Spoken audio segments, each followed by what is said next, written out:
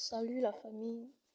Aujourd'hui, nous allons parler de la mode, de l'habillement, des tenues vestimentaires, dépend de comment vous voyez la chose. Bien souvent, nous avons tendance à copier, en griffe, copier les modèles sur autrui. Et on voit notre ami ou une personne quelconque qui a porté un vêtement, l'habit lui sied bien, ça va bien. Donc, automatiquement, est-ce que je peux avoir ton modèle? Est-ce que je peux avoir une photo? On veut forcément porter la même tenue que la personne. Mais il y a une erreur fondamentale que nous faisons très souvent. Nous ne prenons pas la peine d'analyser la morphologie de la personne et de la comparer à la nôtre.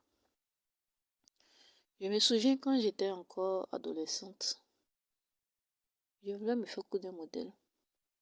Et là, le tailleur m'a dit non, que tu ne veux pas coudre ce modèle. Je dis pourquoi? Que le modèle me plaît. Il dit non, que vous n'avez pas la même morphologie. En fait, j'ai tiqué. Il dit très souvent c'est l'erreur que beaucoup de femmes font. Elles ne regardent pas la morphologie de la personne qui a porté le modèle avant de choisir. Et quand ça ne réussit pas, c'est pas joli, elles se plaignent que c'est le couturier qui a raté le modèle. Oh, c'est pas la faute au couturier. Et quand il a dit ça, j'ai commencé à analyser. Et effectivement, j'ai vu que la morphologie était différente du modèle que j'avais vu. Et après, j'ai commencé à analyser beaucoup d'autres choses. J'ai commencé à comprendre beaucoup de choses au fait. Parce que il y a certaines femmes qui sont minces, si je peux le dire ainsi. C'est-à-dire qui sont fines. Petite poitrine, petite postérieure, tout est petit sur elle et puis elle est mince. C'est-à-dire si elle porte un certain vêtement et que ce vêtement est beau avec elle, est-ce que toi, qui as des coupes généreuses, tu penses que ce vêtement sera beau aussi avec toi? Elle a une petite poitrine, elle a une petite postérieure, tout est petit sur elle, elle est mince, comme une petite fille. Elle a porté sa robe, ou bien sa petite robe, bien sa jupe, son corsage, ça lui va. Mais par contre, toi, tu as un corps beaucoup plus arrondi, plus généreux. Est-ce que tous ces éléments ne vont pas déborder dans ce vêtement que tu veux porter? Là, c'est une question. Parfois aussi, c'est l'inverse. Une femme qui a des courbes très généreuses peut porter un certain vêtement. Et le vêtement est super beau sur elle. Tu vois, et toi, tu veux copier, porter forcément, faire exactement le même modèle. Mais est-ce que vous avez la même morphologie? Est-ce que le vêtement, quand tu vas le porter, ça va donner le même résultat? Est-ce que vous avez la même poitrine? Est-ce que vous avez le même postérieur? Est-ce que vous avez la même taille? Est-ce que vous avez les mêmes hanches? Très souvent, c'est des questions qu'on ne se pose pas. On a vu le modèle, on saute dessus, on donne au couturier, il fait. Quand on porte que c'est pas le même résultat, on est fâché le couturier, tu as raté mon modèle, tu as raté mon bail. On se pose cette question. Est-ce que c'est le couturier qui n'a pas bien cousu? Ou bien est-ce que c'est le modèle qui ne va pas avec nous? Là, c'est toute la question. Donc, mon conseil aujourd'hui, c'est de dire à nos sœurs, avant de choisir un modèle, analyse d'abord la morphologie de la personne sur qui tu as vu le modèle. Est-ce que vous avez la même taille? Est-ce que vous avez la même rondeur, la poitrine? Est-ce que vous avez les mêmes hanches?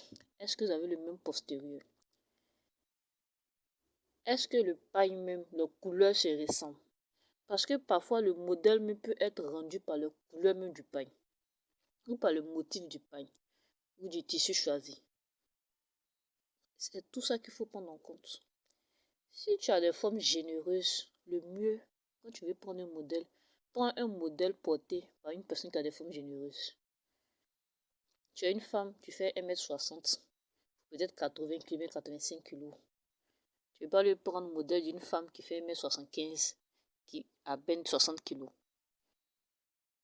Ça ne va pas donner le même résultat. Et ça, c'est pas la faute au couturier.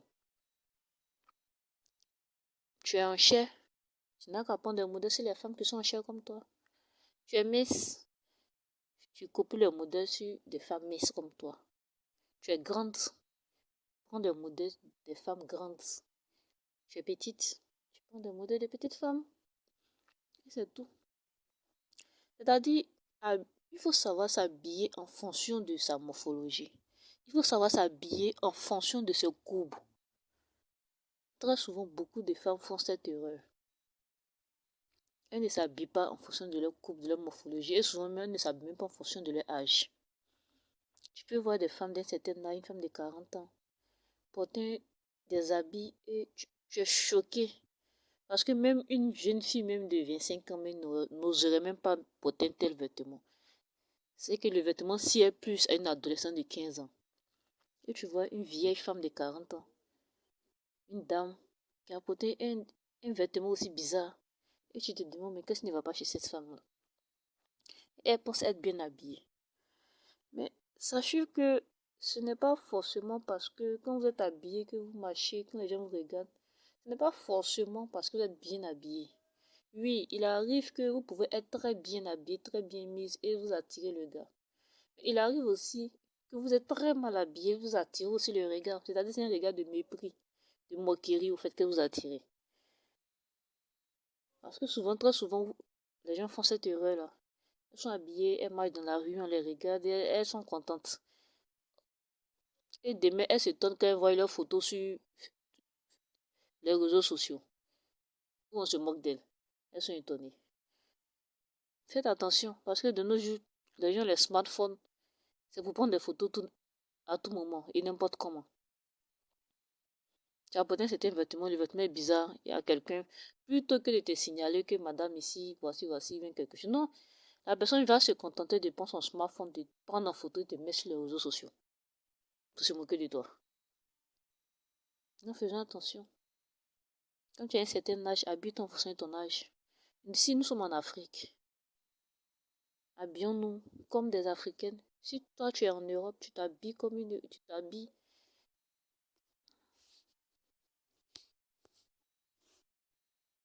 Non, sachons nous habiller.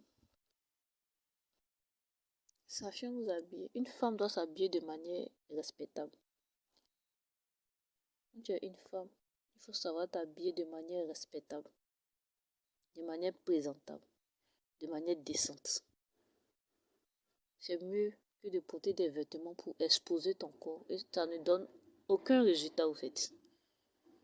Ce n'est pas le résultat escompté. Tu vas juste attirer le mépris des gens. Qu'est-ce que tu crois? En exposant tout ton corps, tu penses pouvoir attirer tous les hommes? Non. Sachez que, comment on le dit, quand tu mets quelque chose en vente, on négocie, on revoit le prix au rabais. Si toi tu es une personne et tu te considères comme une chose et que tu veux te mettre sur le marché en vente, sache que tu vas trouver des hommes qui vont venir revoir le prix au rabais. Mais par contre, quand tu sais que tu es une dame et que ton corps est le temple de Dieu, tu sais comment te comporter, tu sais comment t'habiller. Et c'est des princes et des rois qui vont venir vers toi. Et tu vas, comme tu es une princesse, tu veux épouser un prince. Mais si tu te vois comme une chaussette, n'importe qui va venir te chausser. Si tu te vois comme une route publique, une voie publique, n'importe qui va venir passer sur cette voie-là. J'espère qu'on se comprend. Une femme doit s'habiller comme une femme. Une femme doit être décente. Parce que la femme même signifie la décence. La femme signifie le respect. La femme signifie la vertu. Donc, nous devons incarner toutes ces choses dans nos habillements et dans l'éducation que nous donnons aussi à nos enfants. Et nous devons être aussi des modèles autour de nous, pour nos petites sœurs, pour nos enfants, pour nos voisines, pour tout le monde au fait. Même pour notre mari. Parce que on juge un homme en fonction de sa femme. On juge un homme en fonction de sa femme. Quand tu vois une femme mariée qui a porté des vêtements bizarres, automatiquement tu juges son mari. Tu dis, ah, que, de toute façon, c'est que son mari, mais il aime ça. Parce qu'effectivement, il aime ça. Effectivement, il aime ça. Donc, par respect même pour ton mari, pour la réputation, mais ton mari habite-toi correctement. Ça ne t'écoute rien. Depuis quand les vêtements indécents ont donné le mariage à quelqu'un? Parce que certains te disent que je vais exposer un peu. Au moins, ça va attirer. Quand tu mets du miel, ce que tu vas attirer des mouches. Tu as mis du sucre, tu vas attirer des fourmis. Si tu es une femme, tu t'exposes, tu vas attirer que des va-nu-pieds, des coureurs de jupons. Un homme sérieux et responsable ne va jamais venir vers toi. Parce que lui, le sérieux, il cherche une femme vertueuse pour épouser. Il ne cherche pas un produit qui est exposé à la vue au-dessus de tout le monde. C'est pas lui qui va venir ramasser les restes de son camarade. Généralement, c'est cette erreur-là que beaucoup de femmes le font. Elles cherchent à s'exposer, à s'exhiber, pensant attirer. Tu vas attirer une certaine catégorie d'hommes vers toi. En fonction de ton habillement, tu vas attirer une certaine catégorie d'hommes qui aiment ce genre d'habillement-là vers toi. Et ça va donner ce que ça doit donner comme résultat. Donc, mes chers, revoyez un peu les habillements, revoyez un peu le comportement, revoyez beaucoup de choses. Lorsque vous êtes une femme décente, une femme vertueuse,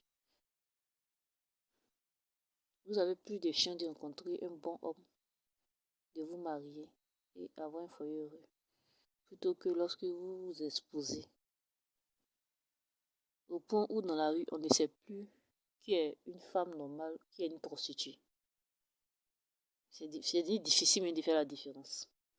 Autrefois, quand nous étions encore des enfants, on voyait des femmes qu'on demandait, dire, ah non, c'est des prostituées, on sait s'habiller. Mais de nos jours, c'est triste.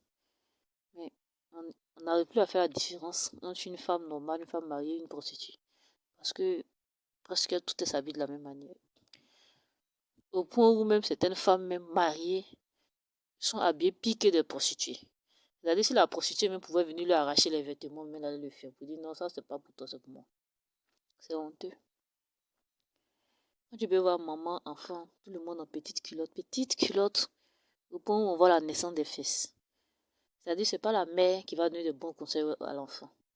Tu sais pas qui est la mère, qui est l'enfant, qui est la petite soeur, qui est la grande soeur. On est confondu. Mes chers, faites un effort. Ressaisissez-vous. Vous êtes des femmes. Ressaisissez-vous. C'est vous qui donnez l'éducation. Ressaisissez-vous. Si Dieu vous a donné cette capacité d'accoucher, d'éduquer les enfants, de vous occuper, c'est parce qu'il a mis beaucoup de qualités, de bonnes choses en vous. Ressaisissez-vous. Ressaisissez-vous. Et puis, sachons nous habiller. Sachons nous comporter. Sachons choisir nos modèles. Ce n'est pas tout ce qu'on vend sur le marché qu'on est obligé de porter. Non. La personne qui a fabriqué sa chose, il a fabriqué. Mais toi, tu n'es pas obligé de l'acheter pour porter.